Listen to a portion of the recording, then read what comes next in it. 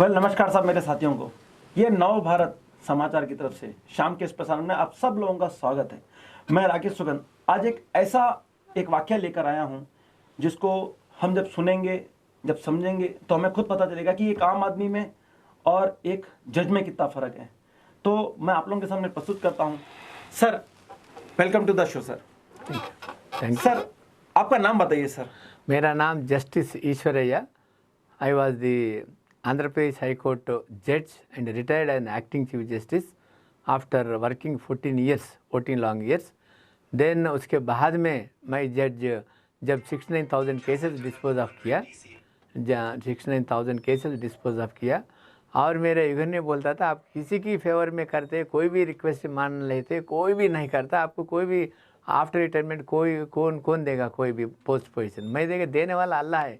मैं अपने I always मैं जो शब्द लिया है, I will do justice without fear और favour as per the constitution. अपने सामाजिक न्याय प्रोटेक्ट करूँगा, सामाजिक न्याय करूँगा, उसके ऊपर मैं ज़िंदगी में भी कॉम्प्रोमाइज़ नहीं करता हूँ। वैसा मैं 14 ईयर्स में कहीं अपने गरीब लोगों को, SC STs को, जो अपने उसके अंदर जो अन्याय है वो फ़र्क लेके मैं न्याय देता था। क्या बात है सर। तो सर अभी इशू क्या चल रहा है सर? अभी आप जिस हिसाब से आए हो आगे, ये इशू क्या है, आपका प्रॉब्लम क्या चल रहा है सर पूरा? ये प्रॉब्लम क्या है बोलते, इसके बाद में मैं जब आप रिटायर हुए बाद मैं national commission for backup classes chairman बना 3 साल, यूनियन कैबिनेट मिनिस्टर स्टेटस के ऊपर दिल्ली में था 3 साल। दिल्ली में 3 साल थे तो मेरे को ये और ज़्यादा पता कि कितना सामाजिक अन्याय हो रहा, कितना अपने एजुकेशन में, एम्प्लॉयमेंट में, पॉलिटिकल में, इकोनॉमिक्स में अपने कितनी ये इतना अन्याय हो रहा। उस वास्ते मैं कहीं रिकमेंडेशंस किया, मैं कितना रिकमेंडेशंस किया, कॉन्स्टिट्यूशनल स्टेटस देना NCBC को, और जनगणना करना बैकवर्ड क्लासेस को, और उसमें भी गरीब लोगों को न्याय मिलना, वर्गीकरण करना, और उसको जो क्रीमी लेयर के ऊपर 27% दे के फिर उसमें डी रिजर्वेशन करके खाली 10-15% ही देता, ये रिजर्वेशन इसका हिस्सा इसको दे देना बोल के मैं कहीं अपने रिकमेंडेशन कर, प्राइवेट सेक्टर में रिजर्वेशन करना बैकवर्ड क्लासेस को।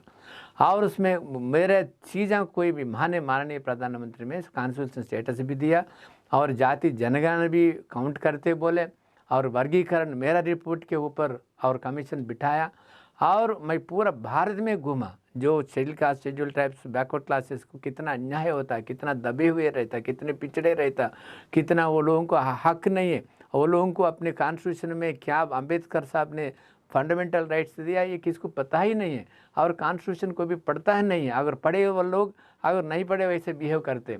ये मैं देख लेके मैं चुप नहीं बैठूंगा। अभी मैं नेशनल कमीशन बैकवर्ड क्लासेस को जो नहीं करा, मैं अब एक ऑर्गेनाइजेशन में स्थापित करूँगा, all India backward class federation. एक मैं आई एम फाउंडिंग प्रेसिडेंट। मैं उसमें पूरा एक एम्स एंड ऑब्जेक्ट्स, ये वेबसाइट भी है अपने, ये ऑल इंडिया BC फेडरेशन की वेबसाइट है, उसमें पूरा कॉन्स्टिट्यूशनल प्रोविजंस हर चीज़ के बारे में उसमें रहता है, एम्स एंड ऑब्जेक्ट्स, और मैं जो काम करा है उसमें पूरा पता है।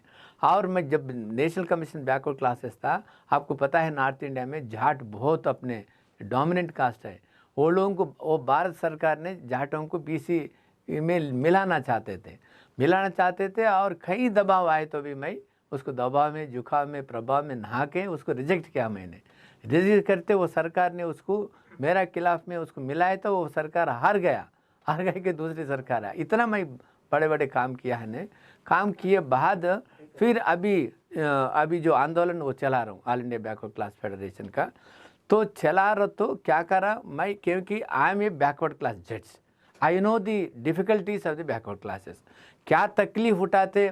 एक रामकृष्ण बोल के एक मजिस्ट्रेट है, मजिस्ट्रेट बेचारा, उन्हें SC जज है, उन्हें सस्पेंशन में है, उन्हें मुझे पता नहीं है, उन्हें कई साल से सस्पेंस में है, कहते वो विक्टिम हो गया, उन्हें ये सिस्टम में कैसा विक्टिम होता वैसा विक्टिम हो गया।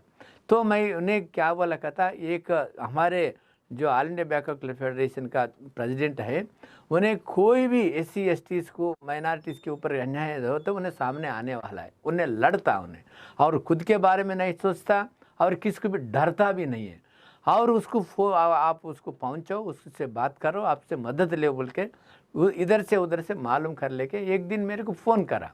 फ़ोन करते उसको आश्वासन दिया, और कोई भी अभी सस्पेंशन में है और पूरा चार्जेस प्रूव हुआ करते, अरे मेरे पास कभी भी नहीं आया आपने इतने साल से, मैं कभी भी आए तो अगर मैं कुछ आपको हेल्प करने में ज़रूर मैं करता था, अभी रिटायर हुआ हूँ, फिर भी मेरे से जो भी आपको मदद होना आपको, मैं ये कुछ एडवाइस देना जो भी है मेरा समाज के है, मैं आपको ज़रूर कोई भी हेल्प होना तो मैं करता हूँ। हाँ मैं करता हूँ। ये सिस्टम है वैसी ये बलि पशु हो रहा अपने एस सी बैकवर्ड क्लासेस ना, ये सिस्टमेटिकली वो लोगों को अन्याय हो रहा, आपको भी वैसा अन्याय हुआ।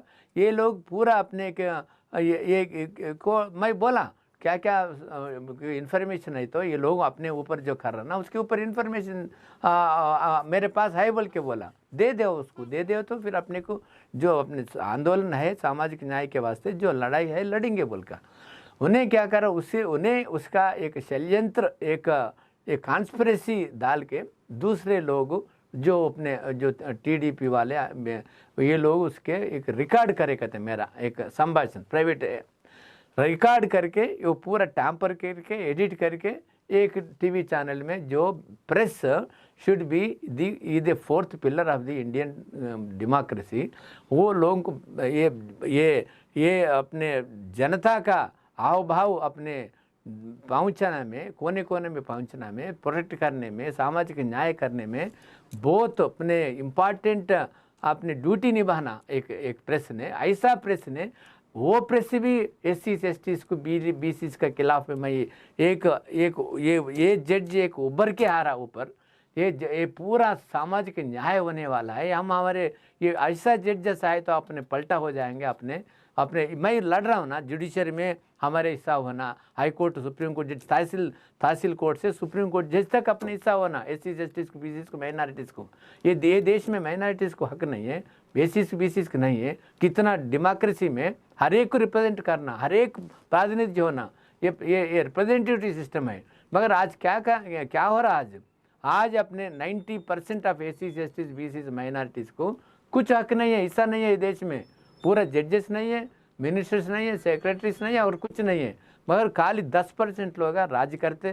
Press, media, judiciary, executive, legislature उसका मुट्ठी में है। ये लोग तड़प रहा, उस वास्ते मैं आज आया हूँ, ये लोगों का पूरा भलाई करके वास्ते मैं आया हूँ आज।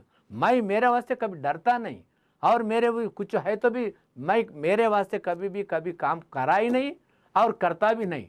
हमारे जो लोग जो भी जिंदगी में सफ़र हो रहा, मैं उसका फेवर में हमेशा मैं हाजिर होता हूँ। मैं जो भी हो और कितना भी बड़ा होने दे, उसके ऊपर हम लड़ाई लड़ते हैं। तो सर जैसा अभी आपका जो केस जो अभी जो इश्यू चल रहा है, जब आपके जैसे एक रिटायर्ड जज को इतनी बड़ी प्रॉब्लम आई, तो सोचो एक आम आदमी की कितनी बड़ी परेशानी होती होगी। परेशानी आज अन्याय हो रहा ना, आज जितने भी केसेस है बैकवर्ड क्लासेस को इतना बड़ा घोटाले में है, वो है यह है बोल के इतना बड़ा एक भूत जैसा बताते हैं, वो पूरा झूठी है। मगर बड़े लोग उसको बच जाते कैसा, अपने करोड़ों रुपए जो देश को डुबाया, बीसी डुबाया, पूरा जो अमीर लोग भुलाया, उसका जो सामाजिक वर्ग वाले डुबाया, देश को नाश करे से वो लोग कर रहे हैं। हम काम करने वाला है, देश का उत्पादन करने वाला है, देश को कंस्ट्रक्शन करने वाला है, देश को बिल्डअप करने वाला है। मगर अब सदियों से भी अन्याय हुआ, आपने कॉन्स्टिट्यूशन संविधान हुए बाद भी हमने को सप्रेशन हो रहा है। उस वास्ते मैंने अगर कोई भी रिटायर्ड जज इतना उबल के नहीं आता, मगर मैं जब जज नहीं था, जब जज के पदों पर रह कोई कुछ नहीं कर सका, जितना कर सका उतना ही कर सका, फिर भी मैं एज एन हाई कोर्ट जज मैं जब सिलेक्शन में था, एससी एसटी बीसी को और अपने 50% रिजर्वेशन रहता, 25% इजाफा मैं सेलेक्ट किया, क्योंकि वो लोग अन्याय हो रहा था, वो लोग इंटेलिजेंस है। मैं वैसा मैं करा, मैं अभी कुछ कर सकता हूँ, हमारे प्रातिनिध्य अपने हिस्सा इसको दिलाना चाहिए ये भारत में, उस वास्ते मैं लड़ रहा हूँ। ये अन्याय मेरे पता है, उस वास्ते मैं क्योंकि सामाजिक न्याय भगवान भी सबको अल्लाह अच्छा देखना चाहते हैं, हम पूरा उसके बंदे हैं, उसके बच्चे हैं। मगर ये कॉन्स्टिट्यूशन में सबको इक्वल राइट्स है, मगर इक्वल राइट्स आने का अपने आप इक्वल राइट्स दिलाने के वास्ते फुले काम करा, अम्बेडकर से काम करा, कई सोशल रिफॉर्म्स करा, मगर फिर भी आज जैसा अम्बेडकर ने सैक्रिफाइस किया, फुले साहब ने सैक्रिफाइस किया बीबी बच्चों को, मेरा बीबी बच्चों के वास्ते मैं कभी भी काम नहीं करा, बच्चों के वास्ते किसको भी प्रोजेक्ट नहीं कह रहा। मेरे के बारे में मैं कभी डर नहीं हुआ। मैं भी अभी डरने का बात ही नहीं है। मैं भी अब कितना भी ऊपर है, कितना भी जो है, मैं लड़ने को तैयार हूँ। क्या बात है सर। तो सर अब आप जैसा कि बीसी के लिए आप ऑलरेडी इतना बहुत काम कर चुके हैं, अब रिटायर होने के बाद में आप अपने देश को किस हिसाब से देखते हैं कि मैं आपके अब आगे के प्लान क्या है, आप किस तरीके से उसको प्रमोट कर सकते हैं? मैं जो all India backward class federation जो उसका एम्स एंड ऑब्जेक्ट है, जो ये संविधान में, ये डेमोक्रेसी में, ये अपने ये डेमोक्रेटिकल कंट्री में इट्स ए रिप्रेजेंटेटिव गवर्नमेंट। ये किंग्स नहीं है ना, ये राजा नहीं है ना, ये जमींदार्स नहीं है ना, it's a people's government, it's a people's representative. Though they power देता, पीपुल देता। उस वास्ते मैं क्या बोलता हूँ, अम्बेडकर ने बोला, एक किताब हाथ में पढ़ता, एक वैसा बताता, आप पढ़ो, आपका वोट आप डाल लो। किसको मांगने का, भीख मांगने का नहीं है, नहीं, आपका हिस्सा आप ले लो। क्योंकि ये मैं उसको एक एजुकेशन करवाना चाहता हूँ। अपने हक है कॉन्स्टिट्यूशन में, अपने राइट है, फंडामेंटल राइट है।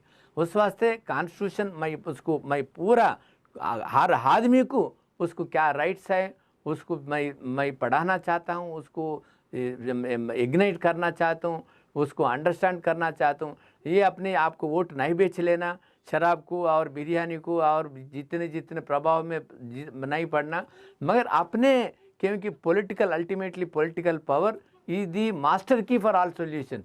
उस वास्ते अपने राज्य हुए तक ये लड़ाई लड़ता हूँ मैं। तो सर जैसा कि अभी ये जो आपका इश्यू है और जिस हिसाब से अभी आप इतना खुल के आप आगे आए हो, तो ऑलमोस्ट आप 2-3 दिन से परेशान चल रहे हो, तो ये परेशानी से आप इस तरीके से बाहर निकल के आने के लिए आपकी ताकत क्या चीज़ थी, मतलब किस तरीके से आप अपने आप को? मैं 2-3 दिन से कोई भी परेशानी में नहीं मेरा भाई। हाँ। मेरे को मैं कहीं 1 करोड़ रुपए और 10 करोड़ रुपए डाले तो भी इतना मेरे को पॉपुलैरिटी नहीं आता। मैं इतना पुकड़ में इतना पॉपुलैरिटी आया इतना पूरा भारत में। अपने लोग पूरा देख रहा हमारे लीडर को, क्या ये लोग षड्यंत्र चल रहा, सबको कोने कोने में आदमी को पहुंच रहा है।